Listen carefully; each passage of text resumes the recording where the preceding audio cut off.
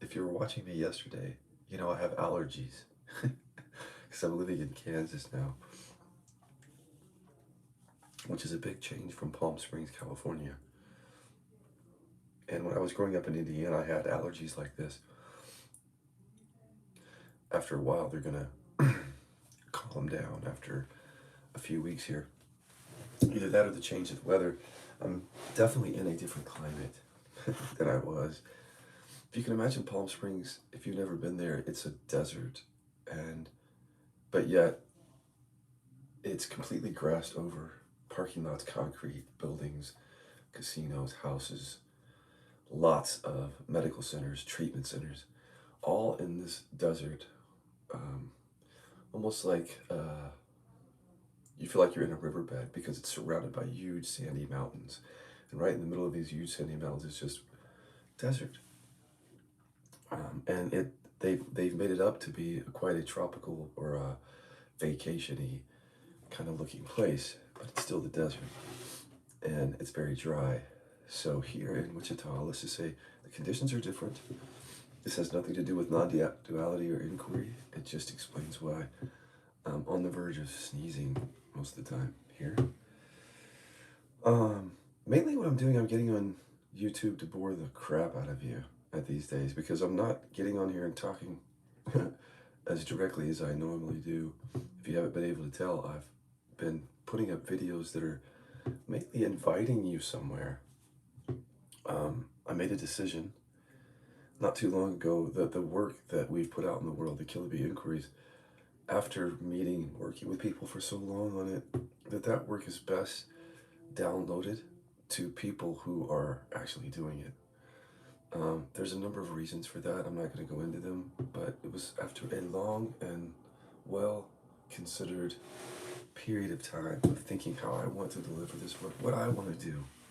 By the way, that's something that goes with the Killaby Inquiries is asking the what do I want?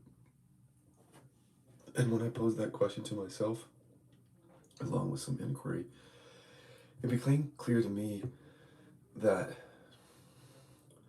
what I want for these remaining years of my life is to connect with an audience of people who are earnest and who are genuine around doing really deep inquiry and somatic work for the purpose of awakening or the embodiment of that awakening, or in some cases because they're suffering from addiction or trauma or chronic pain.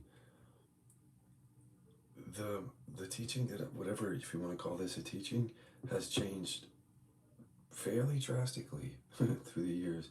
It started out as just a non-dual teaching, and that is still at the basis, the foundation of all this. Absolutely.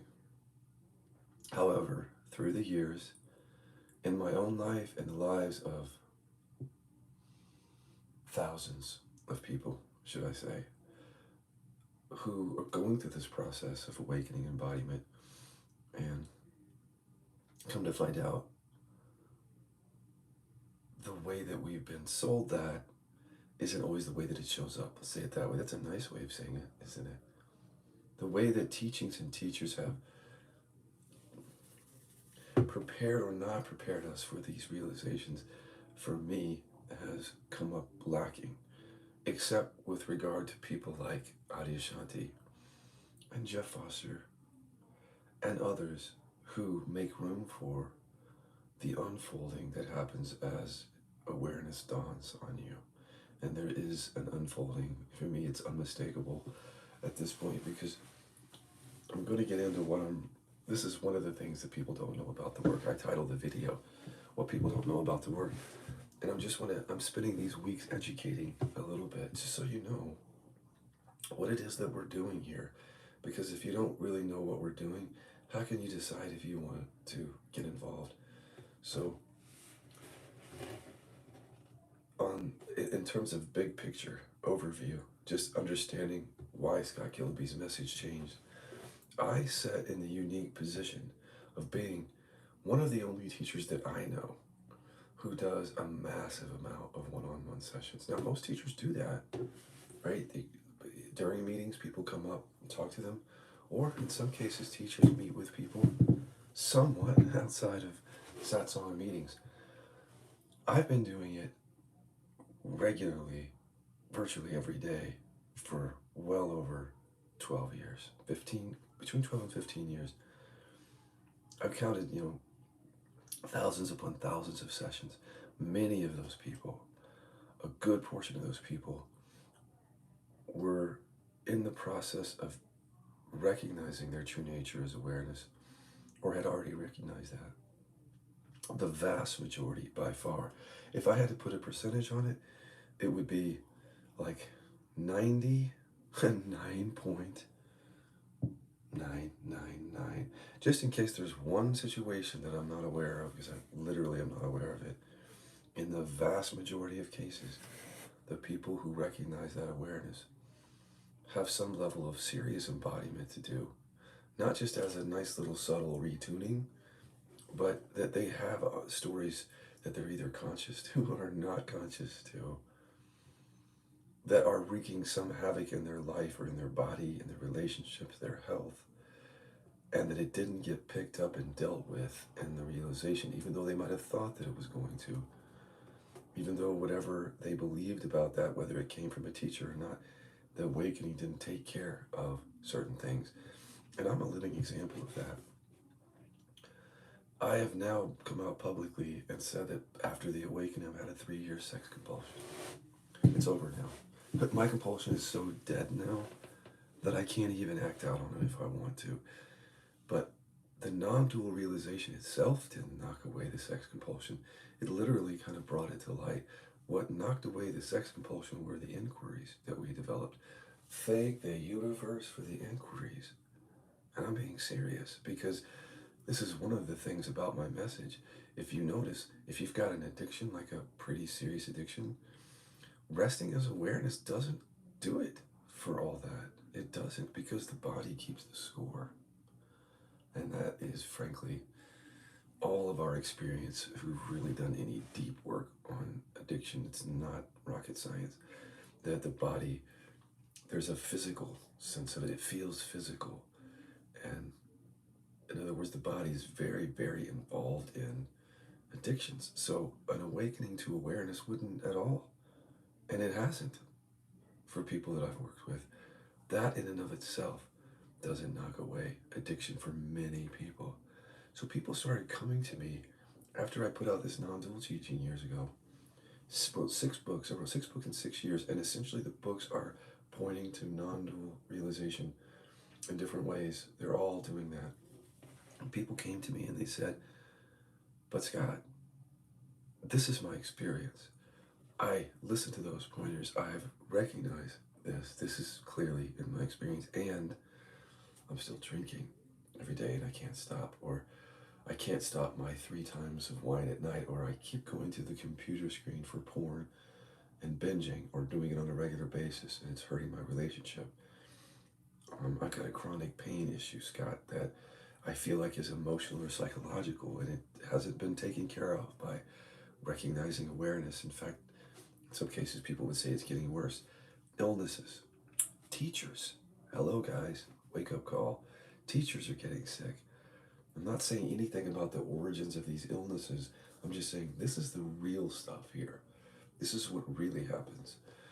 When you see teachers getting massively ill, like I did with chronic pain, or Jeff Foster, what happened to him, or Adia, many other stories in the past, is that sooner or later your antennas go up, especially if you're someone like me who's sat in the, I'm blessed to have sat in the position of meeting with people one-on-one over and over and over. Imagine that for years, and learning tons of information about the human condition and what happens during the process. I could probably write out a study. Like, there's so much information here, guys. But that's not my thing. That's not my thing to go and quantify all this. Boring. I'll just tell you, I would never do something like that. Slap me on the face if I do. But the anecdotal information that I get. So I'm not interested in giving you all the statistics, or how people are out there studying this. That is not me. Anecdotally, though, I can tell you from years of experience what it looks like. I mean, I can see now what awakening embodiment looks like, even though it's different for everyone else. I can give you some inside information that other teachers aren't giving you. And that's what I've been doing for about a year now. So, getting back to just the topic of um, why the message has changed first. Because many of you were with me years ago and you were just listening to me, and many of you have said, "Oh, I just love your videos where you're pointing so directly to awareness." And people have said that through the years, like, "Scott, you're a very clear teacher when you're pointing to non duality." I never took that on like an ego thing. I'm just saying that people said that. And, as they come back to me, they're like, maybe, well, I can see you're pointing in a different way. But a lot of the people who were with me back in the day when it was just sort of strict non-dual pointing, they've already evolved in their own lives. You guys, whoever ends up watching this video, you may have been with me since like 2013 or 11 or whatever, and you've gone through your own set of changes, transformations. And so maybe you're ready for something different, because if there's one thing that's true, it's that the non-dual pointers are really important until you recognize non-dual awareness. And then it's like, sounds like useless clutter after a while. So there's an evolution that happens where people start to recognize that there is a process of unfolding that happens after they realize that awareness. So you may be one of those people that's in that process, and as you can see, I've been in that process, and I've been fairly transparent about it.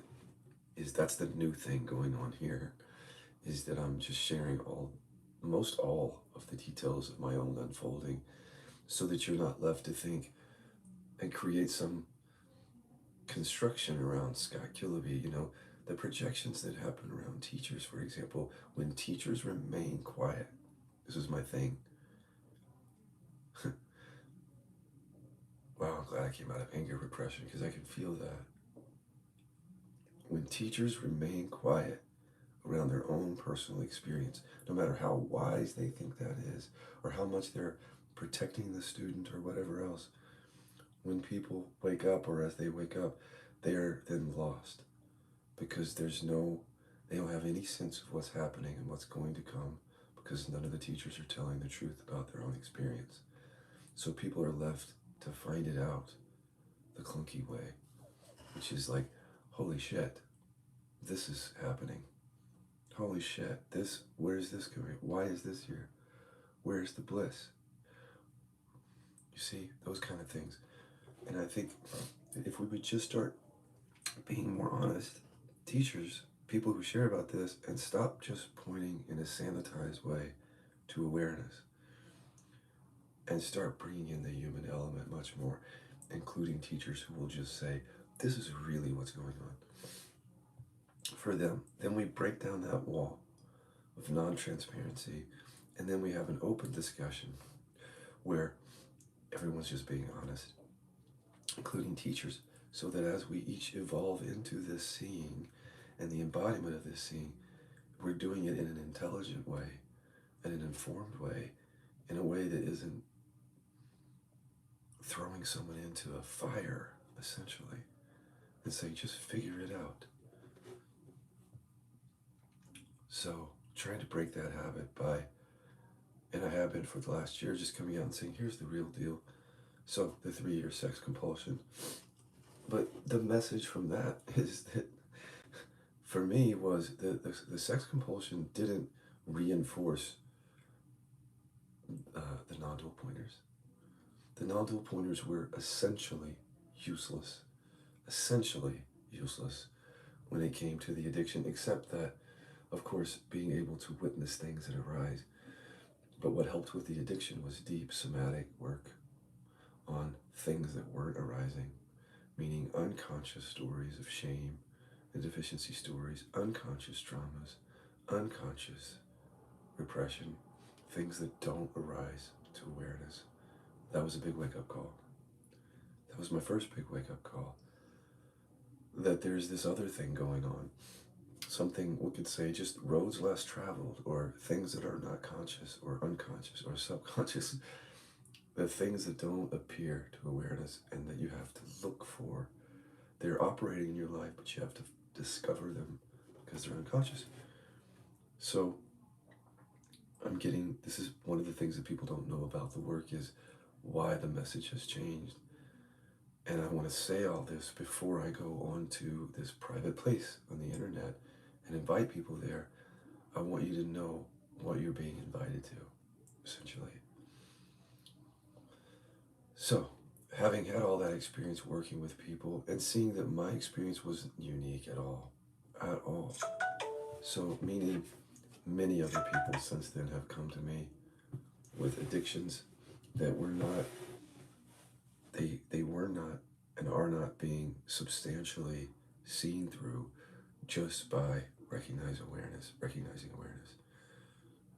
Okay, so as these other people have the same experience, it's wanting to share with them honestly about what's going on with me. Oh yeah, I've had that same experience. And I had to look to inquiry, somatic-based inquiry. There are other methods to deal with that. And there's no way to talk in that way if one isn't honest. So the question is, do you want to follow us where we go? And I think it's important to know what this work is about before you make that decision. This isn't satsang.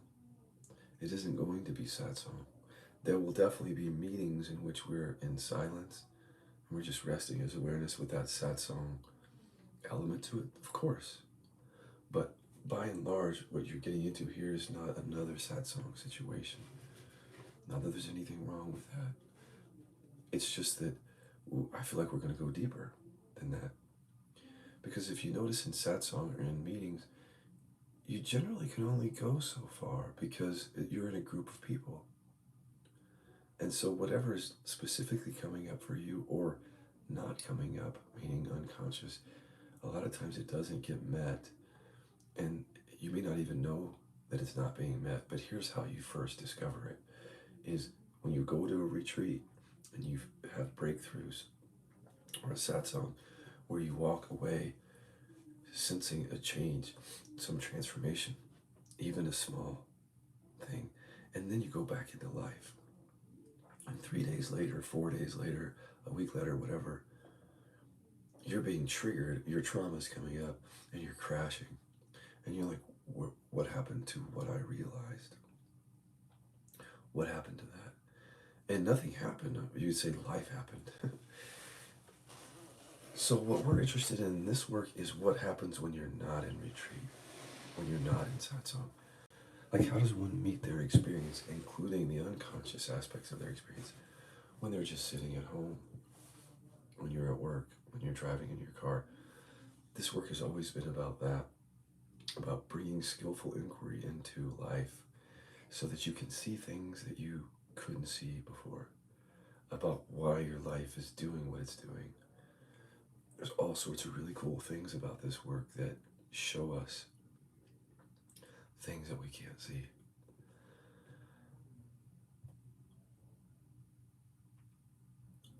So it's not satsang. At this stage in the game, it almost feels unethical. I'll just say it that way. It almost feels unethical to sit and meet a group of people who I know have some element of unresolved trauma or repression or something, and then just point to awareness, which is pointing to that which is awake, but also what is conscious within awareness, what's actually conscious. So in satsang, we're often looking at what's conscious, what's coming up, as they say. Ever heard that phrase? What's coming up? How about what's not coming up? That's what we're getting into, is what's not coming up. When I was in the 3-year sex compulsion, I can tell you what was coming up was a desire for sex, a certain kind of sex. That's what was coming up. What wasn't coming up at first, even with a non-dual realization, were the unconscious drivers behind it. I had to start asking skillful inquiry questions before those drivers would even show their faces. So before I could even see that the trauma was hooked into the addiction, I had to provoke that up skillfully from the unconscious, from the body, before I could even see shame or deficiency story or emotional repression as a driver. These things were not arising in their entirety at all from just the recognition of awareness. And then I saw that pattern over and over and over again with people. So I saw that a lot of the issues that people were bringing and becoming interested in awakening because of that issue, like an addiction or a trauma, come to find out these things aren't even really arising to awareness. So these people are coming hoping to recognize the awareness with the idea that once they're awake to something, they're going to see it all, and it's all just going to fall away. And then person after person after person after person, and the thousands did not have that experience, and the thousands that people were coming to me, in fact, that their issue was essentially something that was unconscious, not something that they could even access from awareness. It was held in the body, essentially, stored in the body. And so through the years, the development of this work happened out of necessity. If you think there's been some huge marketing plan behind this, like some sales-driven movement here, you're sorely mistaken, because it literally happened from meeting with people and recognizing that just being in awareness wasn't enough, and then learning how to help them discover what they couldn't see, and then in discovering what they couldn't see and then bringing that into awareness, real changes, transformation started happening. So the work was developed in response to people's actual experience, pre-awakening, during awakening, and post-awakening, their actual experience.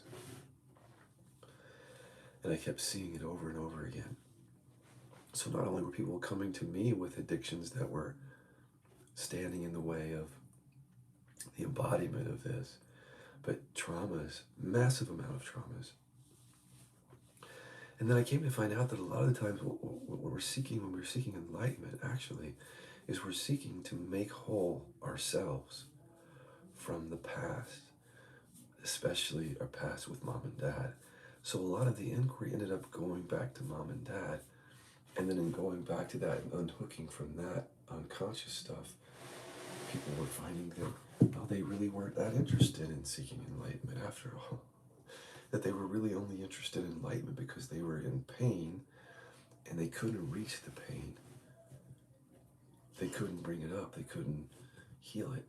So they thought that just awakening to awareness would be an instant healing. In some cases, people do believe that. But then they find out through experience that you really have to have some skill to pull up this unconscious somatic stuff. It's not just recognizing awareness. So they started to learn it, to see that skill is needed for some of this. And then as we went deeper into it, we just kept getting more people. And again, we people with illnesses, with chronic pain like me, I had, with unresolved grief, with trauma, with emotional repression, and all of these things were relevant to the awakening process. Every single thing was relevant because these were the things that people were carrying around in their life. These were the things that made them interested in enlightenment in the beginning. And then waking up to awareness and recognizing that the patterns don't always get seen through at all. And then being surprised at that because their teacher didn't, not all teachers, many of their teachers didn't prepare them for that, didn't tell them that. I don't know why.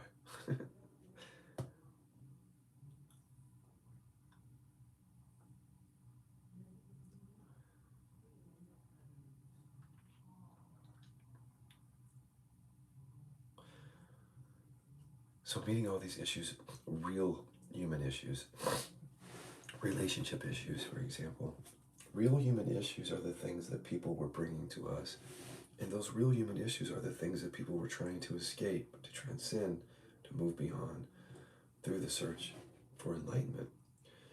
And you can't transcend that stuff, but you can't transcend what you can't see.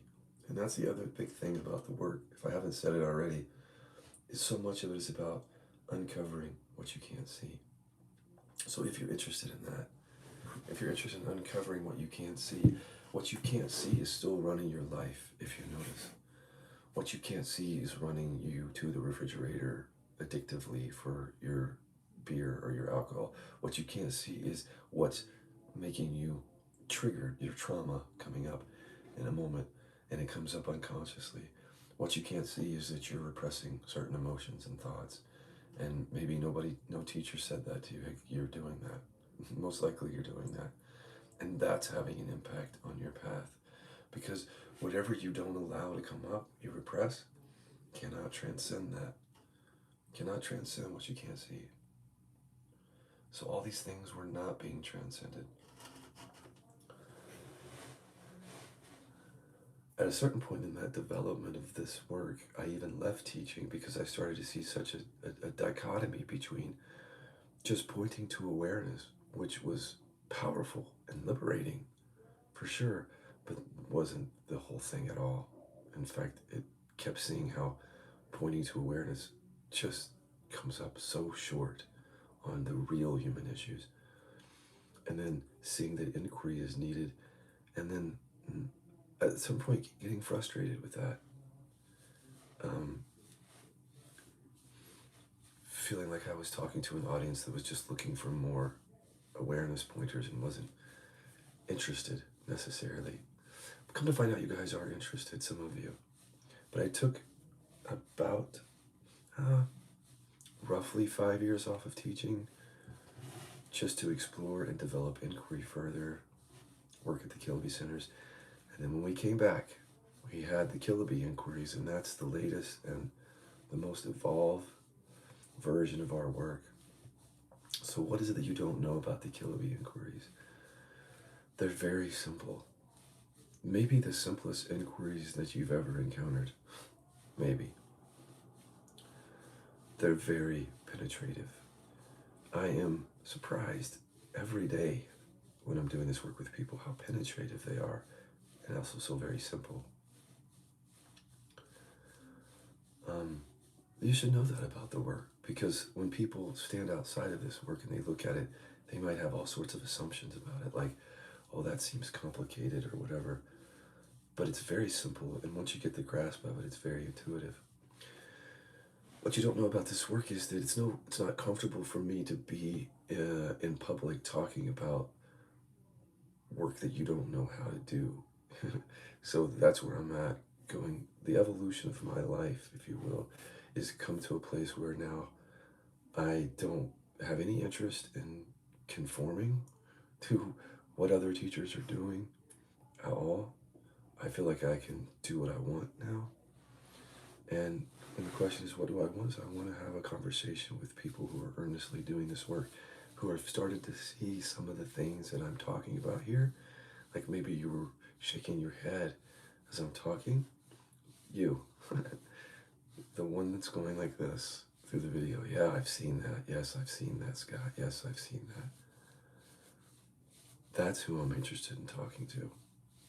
And for the rest of the people out there who are just interested in the non-dual pointing, or maybe haven't even come to non-duality yet, I'm not so much interested in talking to that group anymore, because I feel like there's plenty of good teachings for that out there. I just want to talk to those folks who have, you know who you are, the ones that are shaking your head. Well, this work addresses that to which you're shaking your head. Let's just say that. That's why you're shaking your head, because this work resonates with that.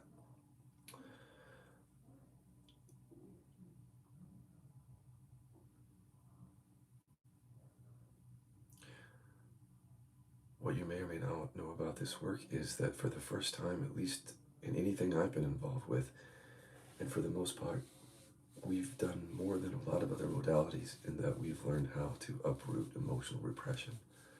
So even if you've had, this is a big issue, guys.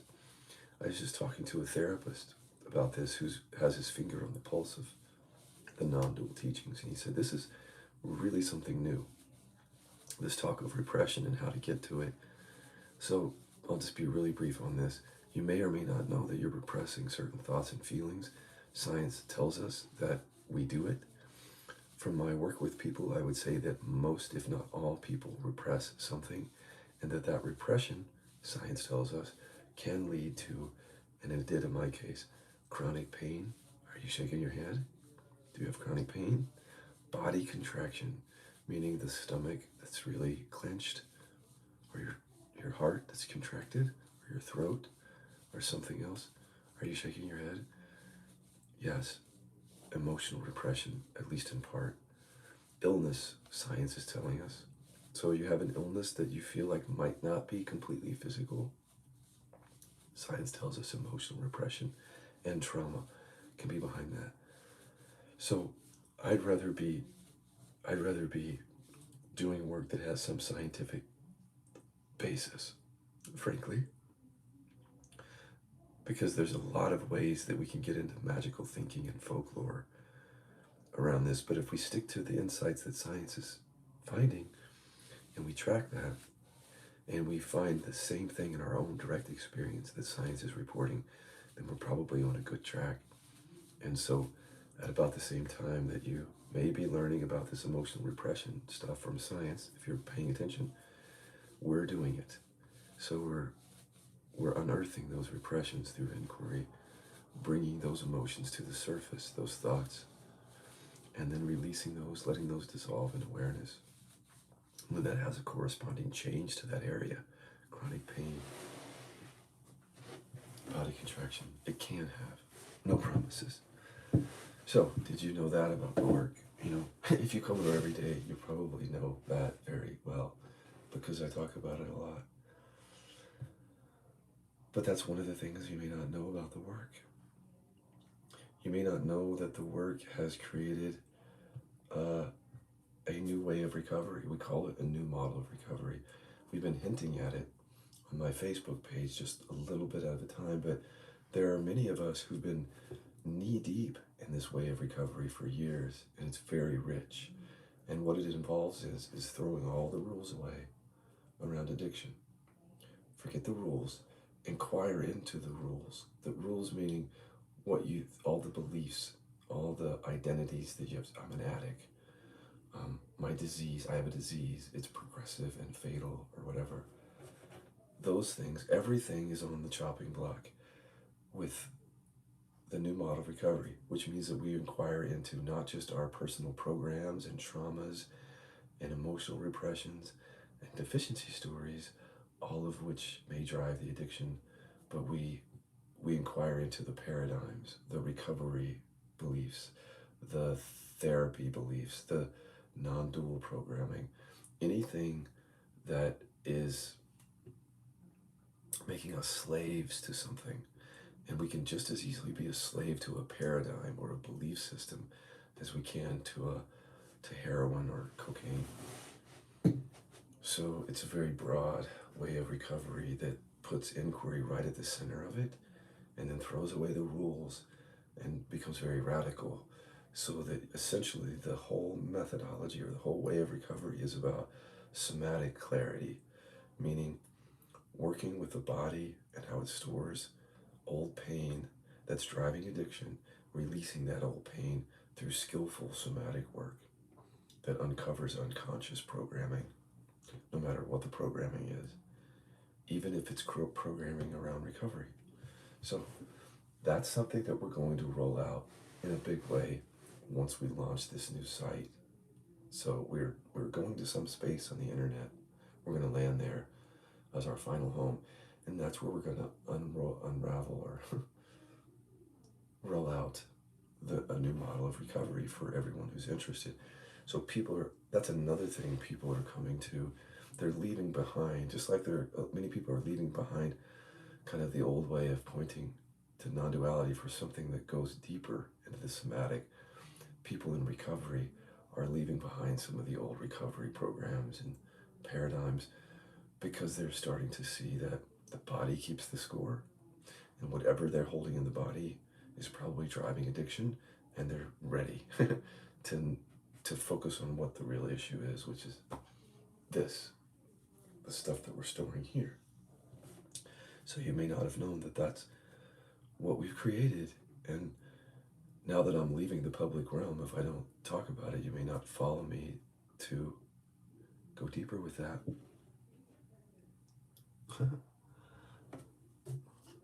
Just reading the comments. You may not know about this work. I have just a few minutes. You may not know that what we're doing is even though I come out and talk as kind of a figurehead for the work is decentralized. In other words, I'm just one of many facilitators. And frankly, there are likely facilitators who are more skillful than me. It's just how it works. I just have a decent mouth. I can talk about the work, and I can facilitate really well too. But the point being is this is a skill set. So many people are learning this skill set and becoming certified facilitators. They have tons of wisdom and insight and skill. And so it's not just about a teacher, it's about the work. And anyone who learns the work and is skillful with it can be someone who delivers the work to people. But beyond that, we're decentralizing it, meaning taking the follow the leader thing, quieting that down and making it about you, empowering you to stop following leaders and getting into your own direct experience skillfully. And one of the ways that we do that is through self-support and peer support. So at this new place that we're going to have ways in which we're explaining to you how you use the work on your own.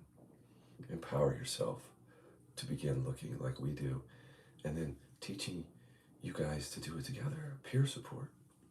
So two friends come, or you come by yourself to the forum and you find somebody, a friend that you resonate with. You both can learn the work and do it with each other. You don't even need a facilitator. So you may not have known that about the work. You may be used to the old way, which is there's one central teacher, and I have to follow that teacher, and the teacher has it all. And luckily, maybe if I get close to the teacher, maybe I'll get some inside scoop. None of that happens here. It's all just given away. I mean, we're not hiding any balls. If you come to the forum, we're going to tell you, here's how it works. This is how you do it. No hiding the ball. And we're going to keep saying, it's not about me. We're going to keep saying that. If I'm going to say that, it's not about me. It's not about the facilitators. It's about you learning the work and discovering the freedom in your own experience. That's really exciting. Yes. So there's probably a lot of other things you don't know about the work, but I'm just going to be coming on, and some of you may not like that. You may want me talking about substantive things, but for a while I'm going to come on here and say some things like this, just to see if you're interested in going deeper with us. And the only way that you would know is if you hear what we're doing. When you go there, if you don't know the work, just learn some of it and play around with it, because most people who start to play around with it, they're like, oh, this is different. And it is. It is different. And so they find something in there that starts to unlock doors that were locked solid before. So just come, even if you feel intimidated by thinking, I don't know this work that he's talking about. It's okay. Come to the new form and just like learn one tool or two tools and see how that impacts your experience. And then naturally you'll want to learn more about it. Probably. Most people do. So in terms of the place that we're going to be landing, I haven't said that publicly yet. We do have a home on the internet, and I'm going to announce it soon. I think it's a fairly little known forum. It's not one of the big forums that I've heard before, but it has a lot of the features that we like. So it's a forum where you go and you have access to lots of different things: videos, live videos, meetings, pre-recorded videos where we're facilitating you through the video. not live, but pre-recorded, where we're guiding you and you can learn the work and do it while we instruct you. There'll be blogs, there'll be workshops. You're going to be able to meet the facilitators that are working so hard behind the scenes, helping people all over the world. You're going to meet them and you're going to see how they each have their own style and their own experience and how skillful they are in and of themselves. So you're going to get to meet them and learn more about them, and most likely you're going to resonate with several of them. If you think that I'm the only one in this work that's skillful or has something to offer, you're in for a big surprise, because we're hiding some very wise, skillful people, but they're not going to be hiding for long. So I have to go. If you're interested, the 7 of you that are in here for this, because I don't think anyone who comes later will have time for this. But if you go to I'm going to do an interactive meeting right now at 9 a.m. Central Time, which is in 5 minutes. It's a Zoom call. If you want to learn even more about this and possibly watch me facilitate someone, but at least talk about the work, come to this interactive meeting. Starts in 5 minutes. The link is on my Facebook page. Go to Scott Killaby main public page. You'll see weekly support meeting. Click on that, and I'll see you in just a few minutes.